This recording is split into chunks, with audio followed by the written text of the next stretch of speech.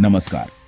आज हम बात करेंगे एक ऐसे शख्स की जिसका नाम सुनते ही जहन में बड़ी ढी बड़ी पार्टियों, शानदार लाइफस्टाइल और हवाई जहाजों की तस्वीरें आ जाती हैं।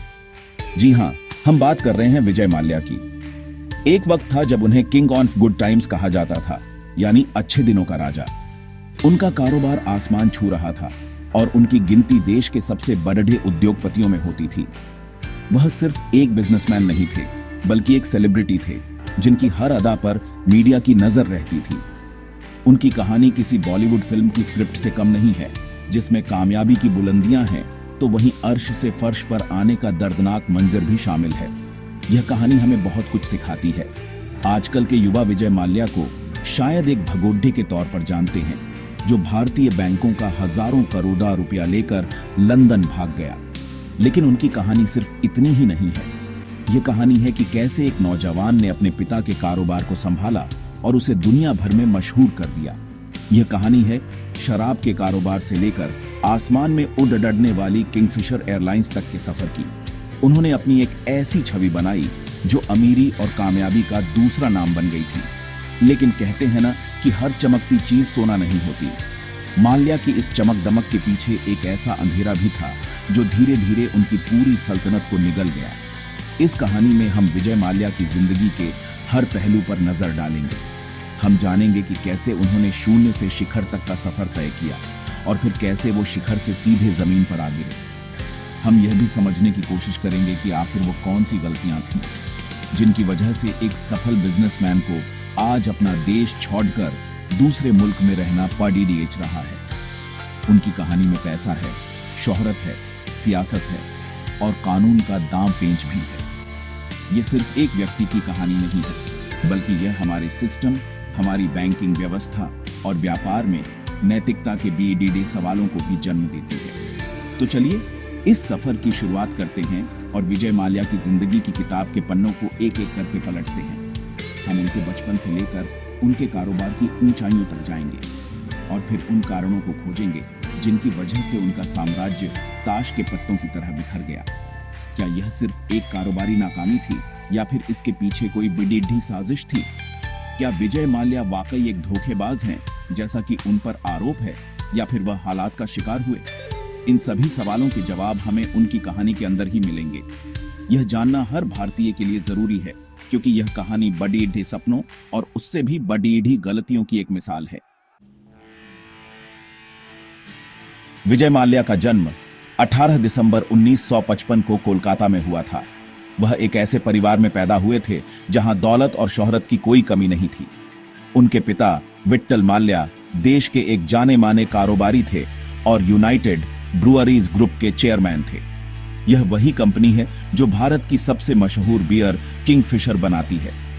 बचपन से ही विजय माल्या ने अपने घर में कारोबार और पैसे की बातें सुनी थी। उनकी परवरिश बहुत ही शानदार माहौल में हुई, जहां उन्हें किसी भी चीज की कमी महसूस नहीं होने दी गई। उनकी शुरुआती पढ़ाई लिखाई कोलकाता के मशहूर सेंट जेवियर्स कॉलेज से हुई, जिसके बाद वह आगे की पढ़ाई के लिए विदेश चले गए। यह कहना गलत नहीं होगा कि कारोबार विजय माल्या के खून में था। उन्होंने अपने पिता से बिजनेस के गुर सीखे थे। जब वह अपनी पढ़ाई पूरी करके भारत लौटे तो उन्होंने अपने पिता के कारोबार में हाथ बंटाना शुरू कर दिया। वह बहुत महत्वाकांक्षी थे और उनके सपने बहुत बड़े थे। वह सिर्फ अपने पिता की विरासत को आगे नहीं बढ़ाना चाहते थे, बल्कि उसे एक नई ऊंचाई पर ले जाना चाहते थे। साल 1983 में जब उनके पिता का निधन हुआ तो सिर्फ 28 साल की छोटी सी उम्र में विजय माल्या को यूनाइटेड ब्रुअरीज ग्रुप जैसी बड़ी कंपनी का चेयरमैन बना दिया गया। कई लोगों को शक था कि क्या इतनी कम उम्र का लेडहाका इतनी बड़ी जिम्मेदारी संभाल पाएगा, लेकिन विजय माल्या ने उन सभी लोगों को गलत साबित कर दिया जिन्हें उनकी काबिलियत पर शक था। उन्होंने कंपनी की कमान संभालते ही बड़े और साहसिक फैसले लेने शुरू कर दिए। उन्होंने शराब के कारोबार को और फैलाया और किंगफिशर बियर को सिर्फ भारत में ही नहीं बल्कि पूरी दुनिया में एक बड़ा ब्रांड बना दिया। उनकी मार्केटिंग की रणनीति कमाल की थी। उन्होंने किंगफिशर को सिर्फ एक बियर नहीं बल्कि एक लाइफस्टाइल का सिंबल बना दिया। किंग ऑफ गुड टाइम्स की टैगलाइन के साथ उन्होंने इस ब्रांड को युवाओं के बीच बेहद लोकप्रिय कर दिया। वह जानते थे कि लोगों को क्या पसंद है और उसे कैसे बेचना है। चेयरमैन बनने के बाद विजय माल्या ने सिर्फ शराब के कारोबार पर ही ध्यान नहीं दिया, बल्कि उन्होंने दूसरे क्षेत्रों में भी कदम रखा। उन्होंने अपनी कंपनी को फार्मास्यूटिकल्स, रियल एस्टेट, इंजीनियरिंग और फर्टिलाइजर जैसे कई अलग अलग सेक्टर में फैलाया। उनका मकसद यूबी ग्रुप को भारत का सबसे बड़ा और सबसे विविध कारोबारी साम्राज्य बनाना था। वह जोखिम लेने से कभी नहीं डरते थे और हमेशा कुछ नया करने की सोचते थे। उनकी इन्हीं कोशिशों की वजह से यूबी ग्रुप का कारोबार कई गुना बेआराज गया और विजय माल्या का नाम भारत के सबसे सफल युवा उद्योगपतियों में गिना जाने लगा। यह उनके शानदार सफर की बस एक शुरुआत थी। विजय माल्या का असली कमाल तब देखने को मिला जब उन्होंने अपने कारोबार को नई दिशाओं में मोड़ा। किंगफिशर बियर की कामयाबी ने उन्हें आत्मविश्वास से भर दिया था। वह समझ चुके थे कि ब्रांडिंग और मार्केटिंग का खेल कैसे खेला जाता है। उन्होंने किंगफिशर ब्रांड को इतना बड़ा बना दिया कि वह हर किसी की जुबान पर चढ़े गया। इसके बाद उन्होंने सोचा कि क्यों ना इसी ब्रांड के नाम पर कुछ और भी बड़ा किया जाए। यहीं से शुरुआत हुई आसमान में उड़ने के सपने की। साल 2005 में विजय माल्या ने भारतीय एविएशन सेक्टर में एक बीडीए धमाका किया और किंगफिशर एयरलाइंस को लॉन्च किया। यह कोई आम एयरलाइन नहीं थी, बल्कि यह विलासिता और शान और शौकत का प्रतीक थी। किंगफिशर एयरलाइंस को भारत की पहली लग्जरी एयरलाइन के तौर पर पेश किया गया। इसमें यात्रियों को जो सुविधाएं दी जाती थीं, वो उस समय किसी और एयरलाइन में नहीं मिलती थीं। हर सीट पर पर्सनल स्क्रीन, बेहतरीन खाना, शानदार सर्विस, यह सब किंगफिशर की पहचान बन गया। विजय माल्या का कहना था कि वह लोगों को सिर्फ एक जगह से दूसरी जगह नहीं पहुंचाना चाहते, बल्कि उन्हें एक शाही अनुभव देना चाहते हैं। अपनी शानदार सेवाओं की वजह से किंगफिशर एयरलाइंस बहुत जल्द ही लोकप्रिय हो गई और उसने एविएशन मार्केट का एक बेढा हिस्सा अपने नाम कर लिया। लोग ज्यादा पैसे देकर भी किंगफिशर में सफर करना पसंद करते थे। सिर्फ एविएशन ही नहीं, विजय माल्या ने खेल की दुनिया में भी अपनी धाक जमाई। जब भारत में इंडियन प्रीमियर लीग की शुरुआत हुई तो उन्होंने रॉयल चैलेंजर्स बैंगलोर की टीम को खरीदा। क्रिकेट और ग्लैमर का यह कॉकटेल उनके किंग ऑन गुड टाइम्स वाले अंदाज से बिल्कुल मेल खाता था। आरसीबी टीम की वजह से उनकी लोकप्रियता और भी बेआराज गई। इसके अलावा उन्होंने फॉर्मूला 1 रेसिंग में भी फोर्स इंडिया नाम से अपनी टीम उतारी। इन सब चीजों ने विजय माल्या को सिर्फ एक बिजनेसमैन नहीं, बल्कि एक ग्लोबल आइकॉन बना दिया। वह हर जगह छाए हुए थे, समाचार पत्रों से लेकर टीवी चैनलों तक, हर तरफ उन्हीं की चर्चा थी। इस तरह विजय माल्या ने शराब के कारोबार से शुरू करके आसमान की बुलंदियों और खेल के मैदानों तक अपना साम्राज्य फैला दिया। उनकी कंपनी यूबी ग्रुप भारत की सबसे बड़ी डेढ़ी कंपनियों में से एक बन चुकी थी। वह राज्यसभा के सदस्य भी बने, जिससे उनका राजनीतिक रसूख भी काफी बढ़ा गया। वह सफलता की सीढ़ियां बहुत तेजी से चाच रहे थे और ऐसा लग रहा था कि उन्हें कोई नहीं रोक सकता। उन्हें किंग ऑफ गुड टाइम्स का जो खिताब मिला था, वह उसे जी रहे थे। उनकी हर सुबह कामयाबी की एक नई कहानी लेकर आती थी और हर शाम शानदार पार्टियों के नाम होती थी। लेकिन शायद वह यह भूल गए थे कि जितनी तेजी से कोई ऊपर जाता है, उतनी ही तेजी से नीचे आने का खतरा भी बना रहता है। विजय माल्या की पहचान सिर्फ उनके कारोबार से नहीं थी, बल्कि उनकी रंगीन और खर्चीली जीवन शैली से भी थी। वह अपनी जिंदगी को किसी राजा की तरह जीते थे और पैसा पानी की तरह बहाते थे। उनकी पार्टियां पूरी दुनिया में मशहूर थीं, जिनमें देश विदेश की बड़ी बड़ी हस्तियां, बॉलीवुड सितारे और मॉडल्स शामिल होती थीं। गोवा में उनका किंगफिशर विला पार्टियों का एक बड़ा अड्डा माना जाता था। हर साल अपने जन्मदिन पर वह एक ऐसी शानदार पार्टी देते थे जिसकी चर्चा कई दिनों तक होती थी। उनका मानना था कि जिंदगी को पूरी शान के साथ जीना चाहिए और वह अपनी इस सोच को दिखाने में कभी पीछे नहीं हटते थे। उनकी शाह खर्ची सिर्फ पार्टियों तक ही सीमित नहीं थी। उन्हें महंगी और लग्जरी चीजों का बहुत शौक था। उनके पास दुनिया की सबसे महंगी कारों का कलेक्शन था, जिसमें विंटेज कारें भी शामिल थीं। उनके पास अपना प्राइवेट जेट और कई आलीशान यॉट भी थे, जिनमें से एक इंडियन एम्प्रेस नाम का यॉट तो अपनी भव्यता के लिए जाना जाता था। भारत के अलावा लंदन, फ्रांस और दक्षिण अफ्रीका जैसे कई देशों में उनके आलीशान घर और संपत्तियां थीं। वह जहां भी जाते थे, अपने राजसी अंदाज से लोगों का ध्यान खींच लेते थे। उनकी इस लाइफस्टाइल ने उन्हें मीडिया में हमेशा चर्चा में बनाए रखा और उनकी प्लेबॉय वाली छवि को और मजबूत किया। विजय माल्या ने अपनी ब्रांडिंग का एक और अनोखा तरीका निकाला, किंगफिशर कैलेंडर। हर साल आने वाला यह कैलेंडर ग्लैमर और फैशन की दुनिया में एक बड़ा इवेंट बन गया था। इसमें देश और दुनिया की टॉप मॉडल्स को खूबसूरत लोकेशंस पर शूट किया जाता था। इस कैलेंडर का हिस्सा बनना किसी भी मॉडल के लिए एक बड़ी कामयाबी मानी जाती थी। दीपिका पादुकोण जैसी कई बड़ी अभिनेत्रियों ने अपने करियर की शुरुआत इसी कैलेंडर से की थी। यह कैलेंडर विजय माल्या के रंगीन मिजाज और उनकी किंग ऑफ गुड टाइम्स वाली छवि को पूरी तरह से दर्शाता था। यह उनके ब्रांड को और भी ज्यादा आकर्षक बनाता था। इस तरह की जीवन शैली ने विजय माल्या को एक ऐसा सेलिब्रिटी बना दिया था जिसकी हर हरकत पर लोगों की नजर रहती थी। वह अक्सर अपने गले में मोटी सोने की चेन, कानों में हीरे की बाली और महंगे डिजाइनर कपड़ी देहों में नजर आते थे। उनका यह अंदाज कुछ लोगों को पसंद आता था तो कुछ लोग इसे पैसे का दिखावा मानते थे, लेकिन विजय माल्या को इन बातों से कोई फर्क नहीं पड़ता था। वह अपनी शर्तों पर अपनी जिंदगी जीते थे। उन्हें यह अंदाजा भी नहीं था कि यही शाहखर्ची और दिखावा एक दिन उनके पतन का एक बड़ा कारण बनेगा। जब उनकी एयरलाइन घाटे में जा रही थी, तब भी उनकी इस शाही जीवन शैली में कोई कमी नहीं आई, जिसने लोगों के मन में उनके खिलाफ गुस्सा पैदा करना शुरू कर दिया था। विजय माल्या की कामयाबी का सूरज जब अपनी पूरी चमक पर था, तभी उस पर ग्रहण के बादल मंडराने लगे। उनकी सबसे बड़ी महत्वाकांक्षा किंगफिशर एयरलाइंस ही उनके पतन का कारण बनी। साल 2008 में पूरी दुनिया में एक बड़ा आर्थिक संकट आया, जिसका असर भारत पर भी पड़ा। इस संकट की सबसे बड़ी मार एविएशन इंडस्ट्री पर पड़ी। हवाई जहाजों के ईंधन यानी एटीएफ की कीमतें आसमान छूने लगी और हवाई यात्रा महंगी हो गई, जिससे यात्रियों की संख्या में कमी आने लगी। किंगफिशर एयरलाइंस, जो पहले से ही अपनी महंगी सेवाओं के कारण बहुत कम मुनाफे पर चल रही थी, इस संकट को झेल नहीं पाई और उसे भारी नुकसान होने लगा। शुरुआत में तो विजय माल्या ने इस नुकसान को नजरअंदाज किया। उन्हें लगा कि यह एक अस्थायी समस्या है और जल्द ही सब कुछ ठीक हो जाएगा। उन्होंने बैंकों से भारी मात्रा में कर्ज लेना शुरू कर दिया ताकि एयरलाइन को चलाया जा सके।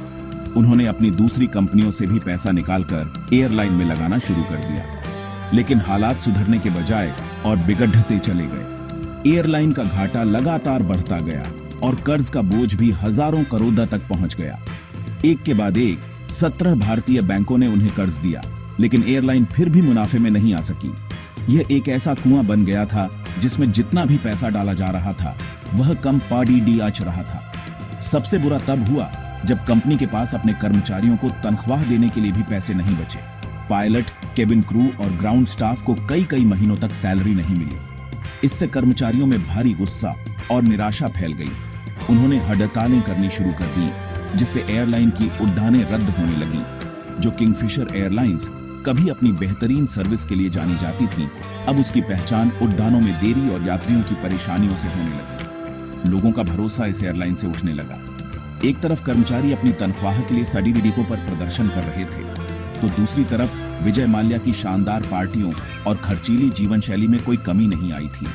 उनकी यही बात लोगों को सबसे ज्यादा चुभ रही थी। मीडिया में यह सवाल उठने लगा कि जिस आदमी के पास अपने कर्मचारियों को देने के लिए पैसे नहीं हैं, वह खुद इतनी आलीशान जिंदगी कैसे जी सकता है। जनता का गुस्सा बढ़ता जा रहा था। बैंकों का दबाव भी बरछ रहा था, जो अपना पैसा वापस मांग रहे थे। आखिरकार साल 2012 में किंगफिशर एयरलाइंस पूरी तरह से जमीन पर आ गई और उसकी सभी उड़ानें बंद कर दी गई। ये विजय माल्या के किंग ऑफ गुड टाइम्स वाले साम्राज्य के अंत की शुरुआत थी। आसमान में उड़ने का उनका सपना एक भयानक दुःस्वप्न में बदल चुका था, जिसने न सिर्फ उनकी एयरलाइन को बल्कि उनके पूरे कारोबार को डुबो दिया था। किंगफिशर एयरलाइंस के बंद होने के बाद विजय माल्या की मुश्किलें खत्म नहीं हुईं, बल्कि यहीं से उनकी असली कानूनी LD ढाई शुरू हुई। जिन बैंकों ने उन्हें हजारों करोड़ का कर्ज दिया था, वे अब अपना पैसा वापस पाने के लिए दबाव बनाने लगे। जब माल्या ने कर्ज चुकाने में आनाकानी की, तो बैंकों ने उनके खिलाफ कानूनी कार्रवाई शुरू कर दी।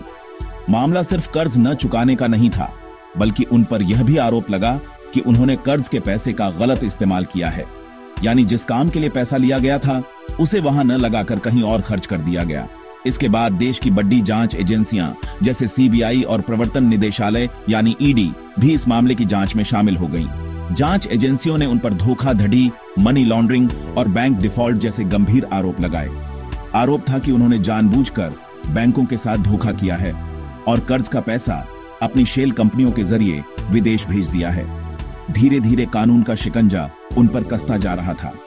उन्हें कई बार पूछताछ के लिए बुलाया गया और उनकी संपत्तियों को जब्त करने की प्रक्रिया भी शुरू हो गई। विजय माल्या, जो कभी देश के सबसे ताकतवर लोगों में से एक थे, अब एक अपराधी की तरह देखे जाने लगे।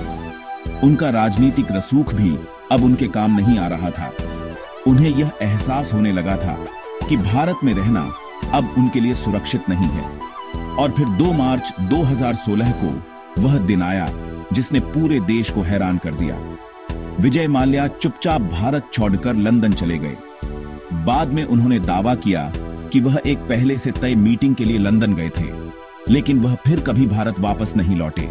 उनके देश छोड़कर भाग जाने की खबर आग की तरह फैल गई और संसद से लेकर सड़क तक हंगामा मच गया। सरकार पर यह आरोप लगने लगे कि उन्होंने माल्या को भागने में मदद की है। लोगों में यह गुस्सा था कि कैसे कोई व्यक्ति बैंकों का 9,000 करोड़ रुपए लेकर इतनी आसानी से देश से बाहर जा सकता है। सरकार ने तुरंत कार्रवाई करते हुए उनका पासपोर्ट रद्द कर दिया और उन्हें भगोड़ा आर्थिक अपराधी घोषित कर दिया। भारत छोड़ने के बाद विजय माल्या ने लंदन को अपना ठिकाना बना लिया। भारतीय सरकार ने उन्हें वापस लाने के लिए ब्रिटेन सरकार से प्रत्यर्पण यानी एक्स्ट्राडिशन की अपील की। इसके बाद लंदन की अदालतों में एक लंबी कानूनी लड़ाई शुरू हो गई, जो आज भी जारी है। भारत सरकार ने अदालत में यह साबित करने की कोशिश की कि माल्या एक अपराधी है और उन्हें भारतीय कानून का सामना करने के लिए वापस भेजा जाना चाहिए। वहीं माल्या के वकीलों ने यह दलील दी कि भारत में उनके साथ निष्पक्ष सुनवाई नहीं होगी और भारतीय जेलों की हालत ठीक नहीं है। इस तरह जो मामला भारत की अदालतों में चलना चाहिए था, वह अब लंदन की अदालतों में लड़ दिया जा रहा था और विजय माल्या कानून की पहुंच से दूर बैठे थे। भारत से भागने के बाद विजय माल्या ने लंदन में अपनी एक नई जिंदगी शुरू की, लेकिन यह जिंदगी वैसी नहीं थी जैसी वह भारत में जीते थे। हालांकि वह लंदन में एक आलीशान हवेली में रहते हैं, लेकिन उन पर लगातार कानूनी तलवार लटकी हुई है।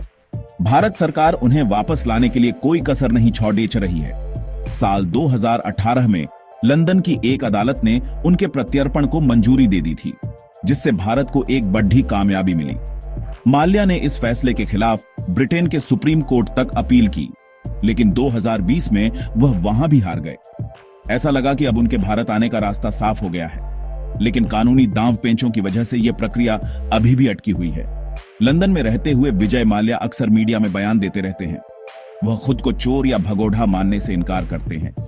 उनका कहना है कि किंगफिशर एयरलाइंस का डूबना एक कारोबारी विफलता थी, न कि कोई धोखाधड़ी। वह दावा करते हैं कि उन्होंने बैंकों को उनका पैसा चुकाने के लिए कई बार सेटलमेंट का ऑफर दिया, लेकिन बैंकों ने उसे स्वीकार नहीं किया। हाल ही में जून 2025 में एक इंटरव्यू में उन्होंने कहा कि अगर उन्हें भारत में निष्पक्ष सुनवाई और सम्मानजनक जीवन का आश्वासन दिया जाए तो वह वापस आने पर गंभीरता से विचार कर सकते हैं। वह अपनी इस हालत के लिए 2008 के आर्थिक संकट और सरकार की नीतियों को जिम्मेदार ठहराते हैं। दूसरी तरफ भारत में उनकी छवि किंग ऑफ गुड टाइम्स से बदलकर एक भगोड़े की बन चुकी है। लोग उन्हें एक ऐसे व्यक्ति के रूप में देखते हैं जो आम जनता और बैंकों का पैसा लेकर भाग गया। उनके ऊपर कई डॉक्यूमेंट्रीज और वेब सीरीज भी बन चुकी हैं, जिनमें उनकी कहानी को दिखाया गया है। उनकी इस कहानी ने लोगों के मन में यह सवाल पैदा किया है कि क्या भारत में अमीर और ताकतवर लोगों के लिए कानून अलग है? सरकार पर लगातार यह दबाव बना हुआ है कि वह माल्या जैसे भगोड़ों को वापस लाए और उन्हें कानून के कटघरे में खड़ीढ़ा करे। यह मामला अब सिर्फ एक कानूनी लड़ाई नहीं, बल्कि देश की प्रतिष्ठा का सवाल बन गया है। आज की तारीख में यानी 8 जून 2025 को विजय माल्या लंदन में ही हैं। भारतीय जांच एजेंसियां उनकी संपत्तियों को जब्त करके बैंकों का पैसा वसूलने की कोशिश कर रही हैं। माल्या का दावा है कि बैंक पहले ही उनके मूलधन से ज्यादा पैसा वसूल चुके हैं, जबकि बैंक इस बात से इनकार करते हैं।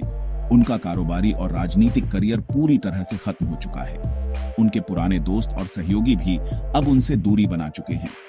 उनकी कहानी एक चेतावनी की तरह है, जो दिखाती है कि शोहरत और कामयाबी को संभालना कितना मुश्किल होता है और एक छोटी सी गलती भी इंसान को अर्श से फर्श पर ला सकती है। भारत सरकार की कोशिशें जारी हैं, लेकिन यह देखना बाकी है कि भारत में कि विजय माल्या कभी भारत वापस आते हैं या नहीं। विजय माल्या की कहानी सिर्फ एक व्यक्ति के उतार चढ़ाव की कहानी नहीं है, बल्कि यह हमें व्यापार, नैतिकता और जीवन के बारे में कई महत्वपूर्ण सबक सिखाती है। सबसे पहला और बीडीडाहा सबक यह है कि हमें अपने सपनों को अपनी हकीकत से बड़ीडाहा नहीं होने देना चाहिए। माल्या ने किंगफिशर एयरलाइंस का एक बहुत बड़ा सपना देखा, लेकिन उन्होंने उस सपने को पूरा करने के लिए जरूरी वित्तीय अनुशासन का पालन नहीं किया। उन्होंने अपनी क्षमता से ज्यादा कर्ज लिया और जब हालात बिगड़े तो वह उसे संभाल नहीं पाए। यह हमें सिखाता है कि जोखिम लेना अच्छी बात है, लेकिन बिना सोचे समझे लिया गया जोखिम विनाशकारी हो सकता है। दूसरा सबक नैतिकता और जिम्मेदारी का है। जब किंगफिशर एयरलाइंस डूब रही थी और उसके कर्मचारी बिना तनख्वाह के परेशान हो रहे थे, तब भी माल्या अपनी आलीशान जीवन शैली का प्रदर्शन करते रहे। एक अच्छे लीडर की पहचान संकट के समय होती है। उन्हें अपने कर्मचारियों और निवेशकों के प्रति अपनी जिम्मेदारी निभानी चाहिए थी। उनकी इस गलती ने उनकी सार्वजनिक छवि को सबसे ज्यादा नुकसान पहुंचाया। यह हमें याद दिलाता है कि व्यापार सिर्फ मुनाफा कमाने का नाम नहीं है, बल्कि यह अपने साथ जुड़े लोगों के प्रति एक सामाजिक जिम्मेदारी भी है। ईमानदारी और पारदर्शिता किसी भी सफल कारोबार की नींव होती है। तीसरा सबक कानून के सम्मान से जुड़ा है। जब विजय माल्या पर कानूनी शिकंजा कसने लगा, तो उन्होंने कानून का सामना करने के बजाय देश छोड़कर भागने का रास्ता चुना। इस एक कदम ने उन्हें एक कारोबारी से भगोड़ा बना दिया। इससे यह संदेश गया कि वह कुछ गलत छिपा रहे हैं। कानून से भागना किसी भी समस्या का हल नहीं है, बल्कि यह उसे और भी जटिल बना देता है। उनकी कहानी हमें सिखाती है कि चाहे आप कितने भी बड़े और ताकतवर क्यों न हो, आपको देश के कानून का सम्मान करना ही पड़ीडिडता है। कानून से ऊपर कोई नहीं होता और एक न एक दिन हर किसी को अपने किए का हिसाब देना पड़ीडिडता है। अंत में विजय माल्या की कहानी हमें कुछ गहरे सवाल सोचने पर मजबूर करती है। क्या हमारे देश में न्याय सबके लिए बराबर है? क्या एक आम आदमी और एक अमीर उद्योगपति के लिए कानून अलग अलग तरीके से काम करता है? हम विजय माल्या जैसे भगोद्धों को वापस लाकर न्याय के कटघरे में कब खड़िढ़ा कर पाएंगे? यह कहानी लालच, अहंकार और वित्तीय कुप्रबंधन की एक चेतावनी है। यह हमें सिखाती है कि सफलता को विनम्रता से संभालना चाहिए और अपनी जिम्मेदारियों से कभी मुंह नहीं मोड़ना चाहिए। आपकी इस बारे में क्या राय है? कमेंट्स में जरूर बताइएगा। नमस्कार।